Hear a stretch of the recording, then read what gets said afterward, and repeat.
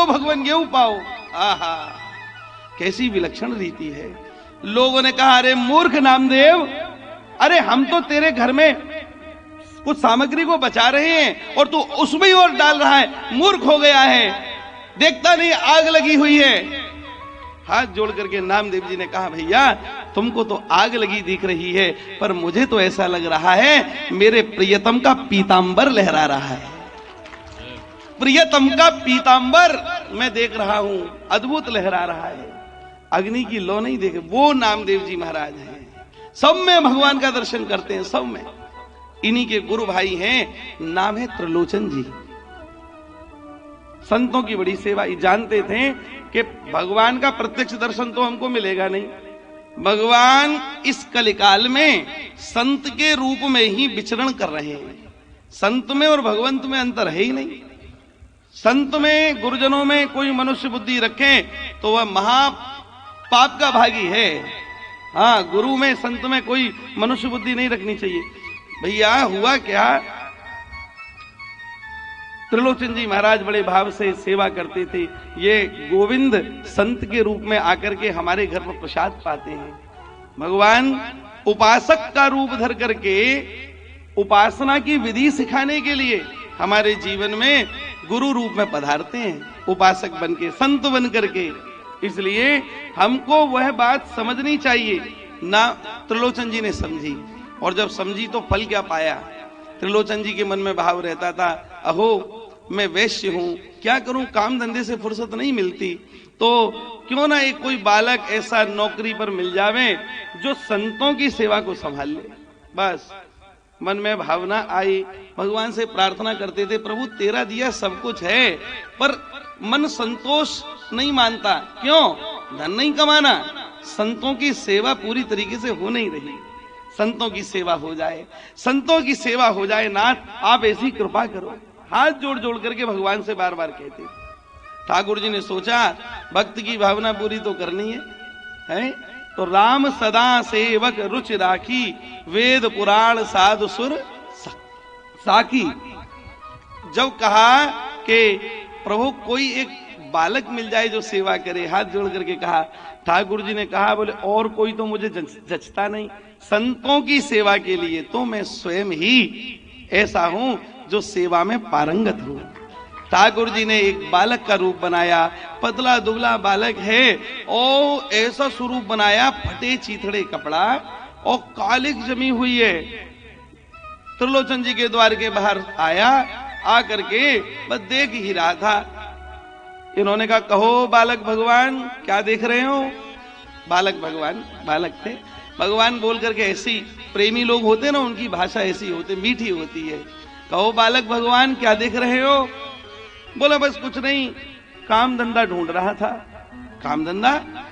अच्छा, कोई आगे पीछे है या नहीं? कोई माता पिता तुम्हारे हैं या नहीं? बोले हमारे माता पिता नहीं है, हमको उनकी कोई स्मृति नहीं है माता पिता की। माता पिता नहीं है? अच्छा, भगवान के माता पिता है भी कौन? कोई नहीं है, भगवान तो अजन्मा है, ऐसा भाव। हमारे कोई माता पिता नहीं।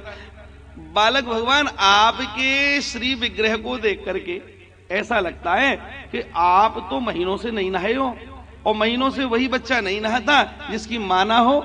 मां होती है तो डांट डपट करके कहती है, अरे काला पड़ जाएगा, नहा। लगता है तुम्हारा कोई है नहीं। बोले हाँ, बात तो ऐसी है। अच्छा, क्या काम कर सकते हो? बोले जो कहो आप वह काम करूंगा। अरे वाह भैया, हमको एक सेवक की आवश्यकता तो है, लेकिन सेवा क्या ये समझ लो, हमारे यहाँ पर संत आते हैं, संतों के अनुकूल व्यवहार करना है, संत जो चाहे उनको वैसा प्रसाद पवाना है, जैसे जैसे वो कहें वैसे वैसे बात को मानना है, दिनों रात सेवा करनी पड़ती है। क्या कर सकते हो? अरे महाराज, ये तो मेरा बहुत पुराना काम है, संतों की सेवा में तो मैं बड़ा पारंगत हूँ। आप लोग जानती हैं दुर्वासा जी की खूब सेवा भगवान ने करी है। बाबूजी, दुर्वासा ऋषि हाँ खीर बनवा लिए और कहे श्री कृष्ण लपेट लो, अपने अंगों पे लपेट लो, है?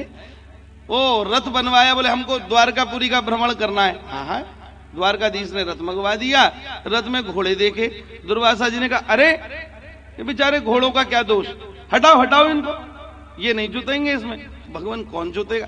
द्वारकाधीश तुम और रुक्मिणी दोनों तुम ही जुतोगे। और इतने कोमल अंग की श्री रुक्मिणी जी को जोत दिया। इसका परिणाम क्या हुआ, आगे की कभी कथा में सुनाऊंगा आपको। बड़ा मीठा परिणाम हुआ। लेकिन संत की सेवा में भगवान कितने निपुण हैं। भृगु जी महाराज ने जब लात मारी छाती पर ऐसी लात मारी, और शेष सैया पर सो रहे हैं। एकदम कोई भी व्यक्ति अपने आपे से बाहर हो सकता है, लेकिन कमाल की बात है, जैसे ही छाती पर लात मारी तो लात मार करके पांव भूमि पर नहीं आया, उससे पहले तो झट उठ गए और चरणों को हाथ में ले लिया। हे नाथ, मेरी छाती कठोर है, आपके चरण कोमल हैं, कोई आपके चरणों में कष्ट तो नहीं हुआ, आपके लगी तो नहीं नाथ। ऐसा कह करके भगवान चरणों को सहलाते हैं। ये संत सेवा करना जानते हैं, इसलिए कह रहे हैं। बोले हमको बढ़िया संत सेवा आती है। अच्छा ठीक है, अच्छा क्या मेहनता ना लोगे? बोले मेहनता ना महाराज हमारा कोई नहीं है, खाएंगे पिएंगे रहेंगे आपके यहाँ, पर सुनो खाने पीने की खुराक हमारी समझ लो। हम 5 सेर आटे की रोटी एक बार में पाते हैं। ऊपर से लेके नीचे तक देखा त्रिलोचन जी ने और कहा बालक भगवान ये जाता कहां है? माने आपका श्रीअंग तो ऐसा नहीं है कि आप 5 सेर आटा सुबह खा सको और 5 सेर शाम को। तो एकदम आंख कड़क करके कहा सेठ जी काम कराना हो तो कराओ, हमारे खुराक पर दृष्टि मत डालना। हाँ 5 सेर की सुबह पाएंगे और 5 सेर की शाम को। और एक बात और, बनाएंगी सेठानी। हाँ अच्छा, और अच्छा सेठानी भी आप लोगों को पता है, आजकल आप लोगों को तो सब चीजें पीसी मिल जाती हैं बाजार में। उस समय तो चक्की चलती थी, चक्की बढ़िया, और फिर उसके बाद में जो अन्न होता था उसको पवाया जाता था, पाया जाता था। लेकिन आप आश्चर्य की बात मानिए, जैसे ही कहा सेठानी पवाएंगी। और सुनो एक शर्त और है, सेठानी पवाएंगी जिस दिन उन्होंने नाक भौं सिकोड़ लिया कि नहीं नहीं बड़ा खाता है, या किसी से कह दिया तो मैं उसी दिन काम छोड़ करके चला जाऊंगा, ऐसा कहा। अब इनको कोई सेवक मिल नहीं रहा था। अच्छा न जाने क्यों उस काले पीले बालक के और दृष्टि आकृष्ट हो रही थी, न जाने कैसे। और क्यों ना हो भैया, वो बालक भगवान कौन है? वो साक्षात श्री मुरली मनोहर घनश्याम है। ये कोई रूप बना करके आ जावे तो मन अपने आप आकृष्ट होता है, कहना नहीं पड़ता। अपने आप जिसको देख करके आंखों से अश्रुपात होने लगे, इसको देख करके आंखें टिक जाए, दिव्यता का भाव, अद्भुत भाव प्रकट होने लगे, समझ लेना ये कोई सामान्य नहीं है, कोई दिव्य विभूति है। ऐसा ही हुआ भैया जी। ओ इन्होंने न चाहते हुए ना करना चाहते थे, लेकिन फिर भी ना नहीं कर पाए। अच्छा बोले ठीक है बालक भगवान आप आओ, जो होगा देखा जाएगा। अब तो पूछा, नाम क्या है तुम्हारा? बोले हमारा नाम है अंतर्यामी। बोलो अंतर्यामी बोलो आप लोग। हो सकता है आप में से किसी की पुकार ऐसी हो, आपके नाम से ठाकुर जी आपके बीच में आकर के बैठ जाए है? हाँ बोलो एक बार अंतर्यामी। डांट करके मत बोलो, प्यार से बोलो अंतर्यामी। मीठा नाम है ना अंतर्यामी। ठाकुर जी अंतर्यामी हैं। नाम बता, बड़ा नाम बड़ा बढ़िया है भाई तेरा, बहुत बढ़िया। सेवा सौंप दी। अच्छा सेवा से पहले कहा, बोले महाराज हम कई महीनों से नहाए नहीं है, नहाएंगे। हाँ बोले देखो वो आया, वो है स्नान घर, वहां चले जाओ। ना हम आज तक अपने आप नहीं नहाए, हमको तो आपको ही नहलाना पड़ेगा। मानो भगवान एक संकेत लिखा है भक्तमाल में कि किसी भी भक्त का कोई भी कष्ट जब अपने ऊपर लेते हैं तो मैल के रूप में जम जाता है, और उस मैल को किसी भक्त से ही छुड़वाते हैं, स्वयं नहीं छुड़ाते हैं। माने भक्त त्रिलोचन जी हैं और बड़े भाव वाले संत हैं, संतों के प्रति बड़ा आदर है, इन्हीं से छुड़वाना है। तो छुड़वाने के लिए जब इनसे कहा, बड़े प्रेम से मल करके नहलाया, और इसी बहाने श्री ठाकुर जी श्री त्रिलोचन जी के अंग का स्पर्श चाहते थे। जैसे ही श्री ठाकुर जी के अंग का स्पर्श त्रिलोचन जी ने किया, रोमावली खड़ी हो गई, रोमांच हो गया शरीर में। ये कोई बालक दिव्य है। स्नान कराया, बढ़िया वस्त्र दिए, सेवा में लगा दिया। सेवा क्या है? संतों की सेवा। अब नाम था अंतर्यामी, तो अंतर्यामी नाम के अनुसार ही काम शुरू कर दिया। क्या काम शुरू किया? कोई संत आवे, उनका मन रहता कि अरे हमारा कंबल फट गया है, अब इस कंबल को थोड़ा सिलवा दिया जाए या कुछ दूसरा मिल जाए तो ज्यादा उत्तम है।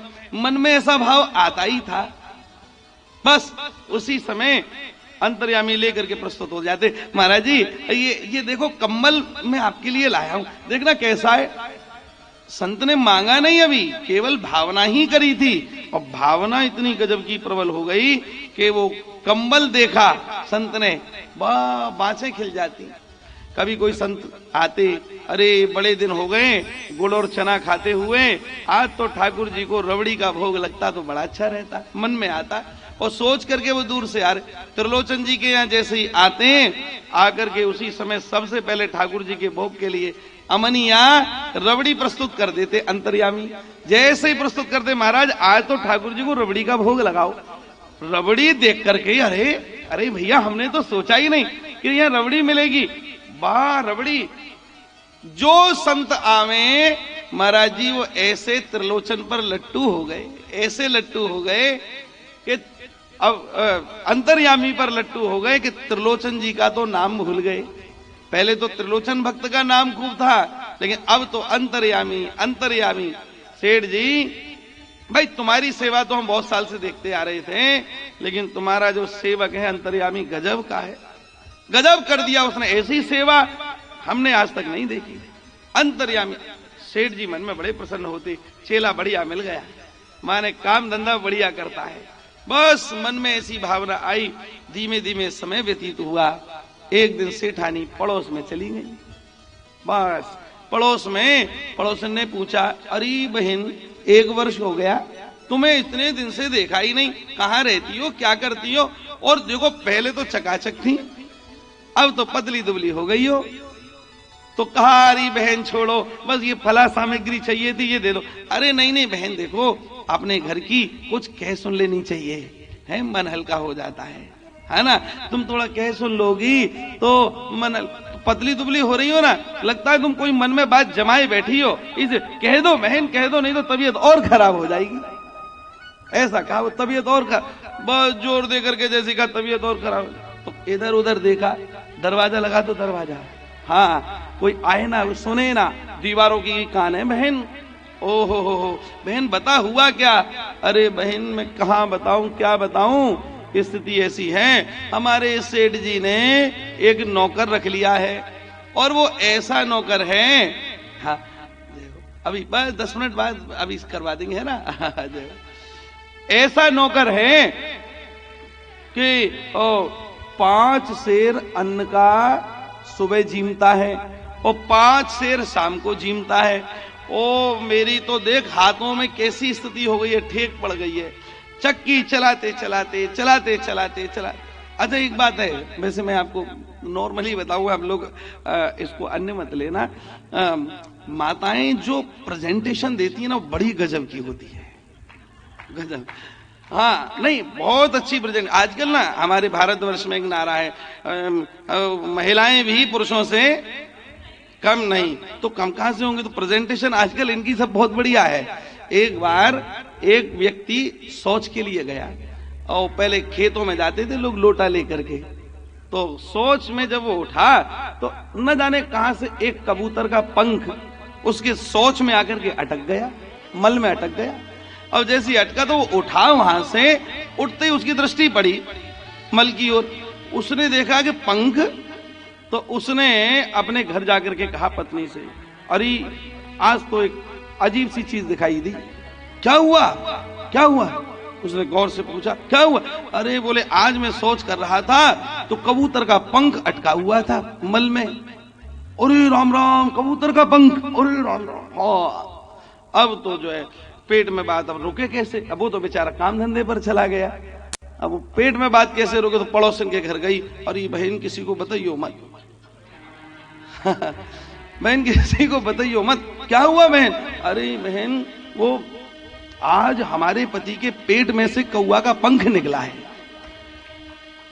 और कबूतर का पंख निकला। अरे कबूतर का पंख, अरे राम राम, क्या खाया था, क्या पिया? बहन कुछ नहीं कह सकती, कबूतर का पंख निकला है। ओहो हो, अब तो अब वो उसने सुनी, अच्छा बहन किसी को कहियो मत, वो तो अपने घर आ गई। उसके पेट में अब कहाँ बात रुके, वो भी दूसरे के यहाँ पहुंच गई। बहन तुझे पता है उसके यहाँ फला की बहू, बता के बस उसके पति के 4-5 कौआ के पंख निकले, 4-5। अरे पहले 1 बताया, फिर 2 बताए, फिर 3, 4-5 कौआ के पंख निकले। अब उसके पेट में बात कहां से रुके, उसने भी फिर पड़ोसन से जाके कहा, बहन आज तो गजब ही हो गया, अरे मल किया, मल में कबूतर का बच्चा निकला है, कबूतर का बच्चा। अरे फिर उसने भी पेट में बात नहीं रुकी, उसने भी आगे गजब प्रेजेंटेशन दी, अरे बहन आजकल तो लोगों को मल आना बंद हो गया, कबूतर सीधा सीधा निकला है। दाद तेरा माने बात कहां की कहां कैसे पहुंच गई। तात्पर्य प्रेजेंटेशन का तरीका है। देखो यदि माताएं ऐसी प्रेजेंटेशन को छोड़ करके जो अच्छी अच्छी कथाएं श्रीमद् भागवत जी की, श्री भक्तमाल जी की या अन्य ग्रंथों की यदि सुनती हैं और सुनकर के उनका प्रचार करें, उनको कहें, तो आपका भी हित होगा और सबका हित होगा, जो सुनेगा उसका भी हित होगा, है ना। अच्छी प्रेजेंटेशन दो, लेकिन अच्छी कथाओं की प्रेजेंटेशन दो, मेरी ऐसी प्रार्थना आप सबके चरणों में है। महाराज जी जैसे ही कहा कि पेट में से और ऐसा ऐसा हुआ है, ऐसा ऐसा हुआ है, बस इतनी स्थिति से श्री ठाकुर जी जो अंतर्यामी के रूप में विराज रहे थे, वो वहां से अदृश्य हो गए, अदृश्य हो गए। अब सेठ जी को स्मरण में आया, अरे भैया अंतर्यामी कहाँ है। अब आवाज लगा मैं, अंतर्यामी, अब अंतर्यामी हो तो मिले। अरे अंतर्यामी अब बाहर जाएं, भीतर जाएं, इधर देखें उधर देखें, अंतर्यामी कहीं दिखाई नहीं दिया। सेठ जी बेहुल हो गए। प्रत्येक दिन उसकी छवि दिखाई देती थी, एक आवाज पर दौड़ा आता था, पर आज अंतर्यामी दिखाई नहीं दे रहा। मन बड़ा व्यथित हुआ, ऐसे दुखी हुए, सेठानी सेठानी, अरे कहाँ है हमारा अंतर्यामी, तूने देखा क्या। सेठ जी मैंने नहीं देखा, बाहर भीतर इधर उधर सब जगह ढूंढा, पर अंतर्यामी कहीं दिखाई नहीं दिया। सेठ जी पछाड़ खाते खाते गिरे। सेठानी से हाथ जोड़ करके पूछा, सत्य बताना, क्या तूने किसी के यहां जाकर के कह दिया था कि कोई अंतर्यामी को हम जो भोजन कराती हैं कि वो उसने पाया या कोई भारी लगा, कुछ कह दिया क्या। अब कान तो पकड़ा, पर पकड़ करके कहा, हाँ सेठ जी मेरे मुंह से बात निकल गई, मैंने पड़ोसन को जाकर के ऐसी बात कही। इतना सुनते ही सेठ जी तो फपक फपक करके रोने लगे। जैसे तैसे तो एक सेवक मिला था जिसके द्वारा संतों की सेवा होती थी, पर हाय रे वह आज चला गया, केवल तेरे छोटे से काना फूसी के कारण। खूब रोए महाराज, खूब रोए, रो रो करके हाल बुरा हो गया। ऐसा लगने लगा कि अब प्राण छूट जाएंगे, अब प्राण नहीं बचेंगे। मन इतना व्यथित, इतना दुखी हुआ, अब प्राण नहीं बचेंगे, अब प्राण नहीं बचेंगे। ऐसा मन में बार बार आते ही सेठ जी गिरे, सेठानी पुनः उठावे, सेठ जी गिरे पुनः उठावे, लेकिन काम नहीं बने। उसी समय आकाशवाणी हुई, सेठ जी मैं आपका अंतर्यामी हूं, मैं कोई और नहीं, मैं साक्षात नारायण ही आपके घर में रहा हूं। अब तो और बेहुल हो गए, प्रभु आपसे मैंने सेवा कराई, प्रभु आपसे मैंने ऐसा करवाया, मन बहुत व्यथित हुआ, प्रभु आपके लिए मैंने ऐसा किया। तब श्री ठाकुर जी ने साक्षी दी, कोई यदि मेरे प्राण प्यारे भक्तों की सेवा करे तो उनके लिए तुम सारिखे संत प्रिय मोरे और धरऊं देह नहीं आन निहोरे। मैं और किसी का निहोरा नहीं करती, मैं और किसी का निहोरा नहीं करता, मैं स्वयं सेवा करने के लिए प्रस्तुत हो जाता हूं। यदि कोई प्रेमी भक्त मिल जाए तो श्री ठाकुर जी का ऐसा स्वभाव प्रत्यक्ष श्री त्रिलोचन जी को कहा कि हम आपकी सेवा में आए। माने भगवान कई रूप धर करके सेवा में प्रस्तुत होते हैं। त्रिलोचन जी के भगवान अंतर्यामी रूप से रहे।